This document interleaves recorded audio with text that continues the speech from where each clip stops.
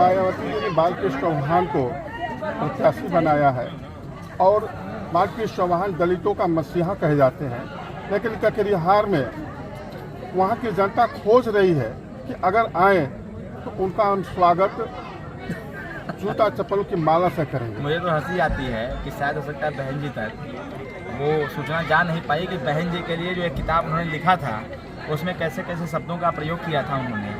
भारतीय संविधान का जिस प्रकार से उन्होंने आकलन करते हुए उस किताब को भी उन्होंने, संविधान को भी जिस हिसाब से उन्होंने रखने का काम किया था अपने किताब में, वो पूरा दलित समाज जानता है।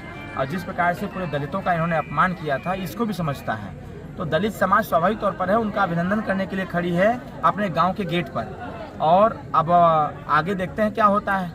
बालकृष्ण चौहान सांसद बने और कटिहार में रविदास जी की मूर्ति का स्थापना भी किए और 10 दिन के बाद उस मूर्ति को कोतवाली में बंद करा करके सैकड़ों महिलाओं और पुरुषों को मुकदमा करके फिर उस बस्ती में वोट मांगने के लिए अपील कर रहे हैं, लेकिन जनता उसका विरोध कर रही है। जनता के देखिए कहीं ना कहीं अगर विवादित कुछ न कुछ रहा होगा और लेकिन ये दुर्भाग्यपूर्ण रहा।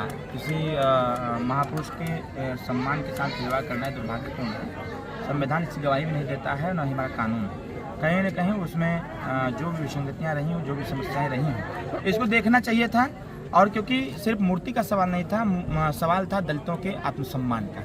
उनके सम्मान पर चोट लगी थी और जिसके सम्मान पर जब आँच आएगी तो स्वाभाविक तौर पर है कि वो क्रिया की प्रतिक्रिया देने का काम करेगा। तो क्या स्थिति होगी विपक्ष की? दलित समाज के लोग खुल करके भारतीय जनता पार्टी, एनडीए परिवार, सुहेलदेव भारतीय समाज पार्टी को मतदान करने के मूड बना लिए हैं।